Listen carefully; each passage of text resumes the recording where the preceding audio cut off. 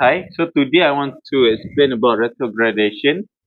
It occurs when amylose and amylopectin chains in food get cooked. After some time, when the cooked food gets cooled down, the food chain will be reverted to a more crystalline structure. Or it's more easier to understand, the food will get harder than the original texture. So next I will explain about this diagram. Basically this is the overall process of retrogradation. First is granule of starch. It's just a normal starch like rice, spaghetti and bread. Second is gelatinization. This process occurs when starch have been cooked. Third is retrogradation, which is the main process that we will explain more in detail after this. Retrogradation occurs when food becomes firm and hard again as it cools down. So today I want to explain about retrogradation. So this is the texture of the rice before the retrogradation process. So this is the after process. Look at this rice. The texture is more hard and becomes stale. Cannot eat this anymore.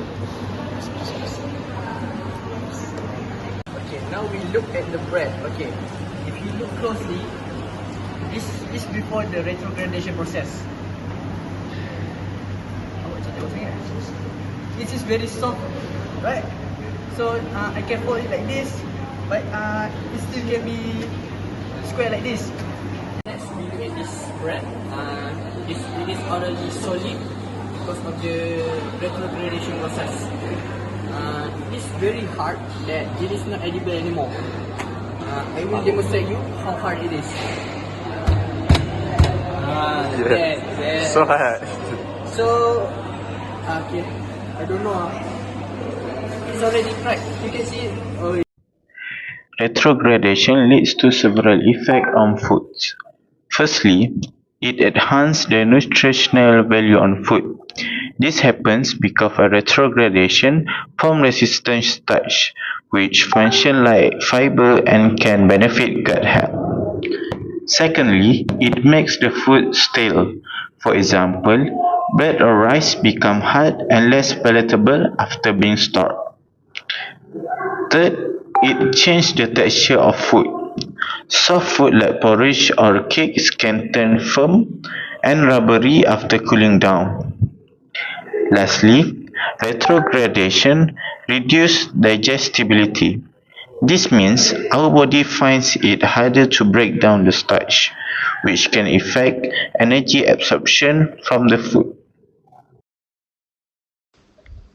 When does retrogradation occur? Retrogradation occurs after gelatinization, when starch is cooked with water and heat. The granules swell and the molecules amylose and amylopectin become disordered. When the cooked starch begins to cool, especially during refrigerating and freezing, the molecules start to realign from crystal. This is what we call retrogradation. The retrogradation process involves three main steps. First, gelatinization. Heat and water cause the starch granules to absorb water and swell. Second, cooling. As the temperature drops, the molecules start to realign into crystalline texture. Third, syneresis. Water is released from the gel as the crystalline texture straightens. So there are two main types of starch molecule involved, amylose and amylopectin. Amylose has a leaner texture and retrograde faster because it easily aggregates into crystal. Meanwhile, amylopectin, on the other hand, has a bridge texture. It retrogrades more slowly but contributes more to long-term change, like stalling. So next, there are two types of retrogradation. First one is short long-term retrogradation, mainly due to amylose and occurs within hours after cooling. And the next one is long-term retrogradation, caused by amylopectin, occurs over day and is responsible for the stalling of bread and other baked products. Okay, now we going to see where does the retrogradation occur in foods. The first one is cooked pasta. Pasta becomes hard and less tender when left to cool or store. This is because the gelatinized starch begins to recrystallize as it cools. The second one is pudding or custard. When stored in the refrigerator, the texture becomes firmer and thicker due to the retrogradation of the starch used in the mixture. The third one is bread. Over time, especially when stored in the fridge, bread becomes stale and firm due to starch retrogradation. The starch molecule recrystallize, making the bread less soft. The next one is cooked rice.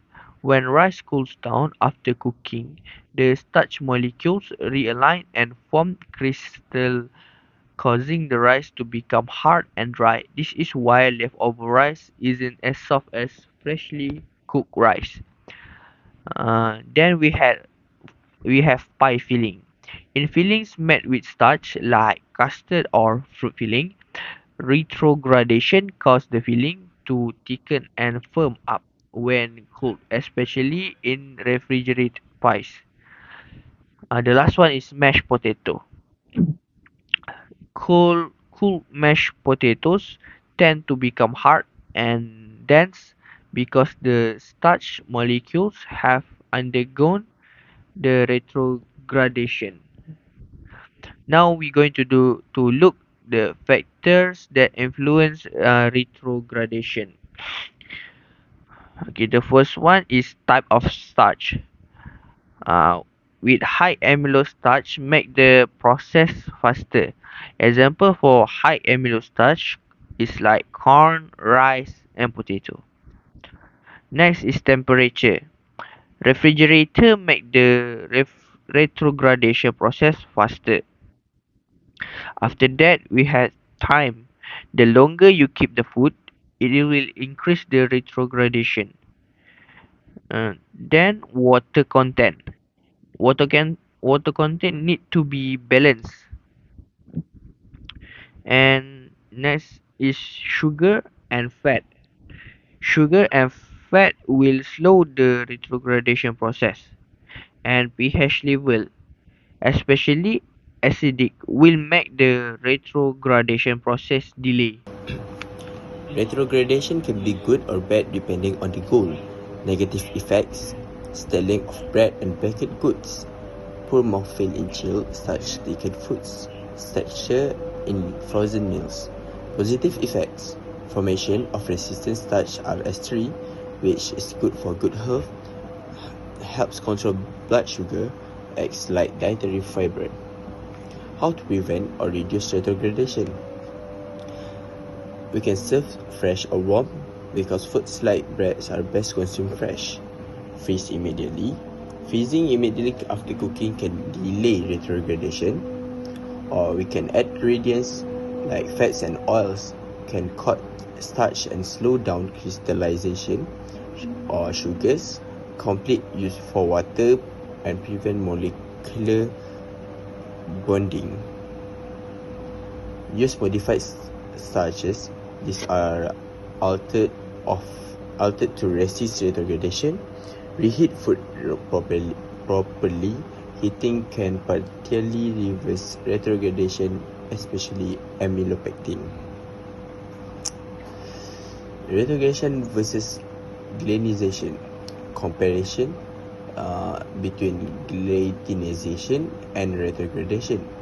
Glycinization happens when starch is heated with water. Starch swells and absorbs water, leads to thickening. Retrogradation happens during cooling of cooked starch. Starch molecules realign and expel water, leads to hardening or stalling. And the conclusion, retrogradation is a natural process that happens when cooked starch molecules, especially amylose and amylopectin, realign and recrystallize as they cool. This process changes the texture of food, often making it firmer, dry or stale, such as in bread, rice and puddings. While retrogradation can reduce food quality and shelf life, it also has benefits like forming resistant starch, which is good for digestion and blood sugar control. Understanding retrogradation is important in food science to improve product quality, shelf life, and nutritional value. Then about retrogradation. Retrogradation is when cooked starch becomes firm again as it cools. Okay, what are the two starch molecules involved in retrogradation?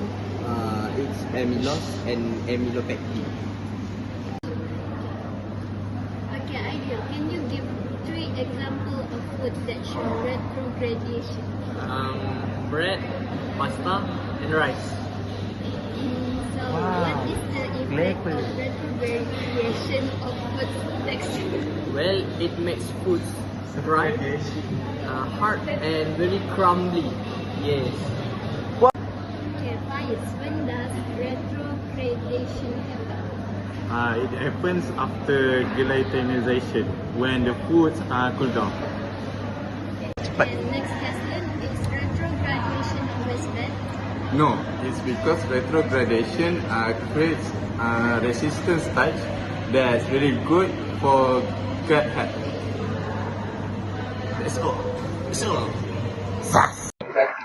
So the conclusion of this topic is retrogradation is a natural process that happens when cooked starch molecules, especially amylose and amylopectin, realign and recrystallize as they cool.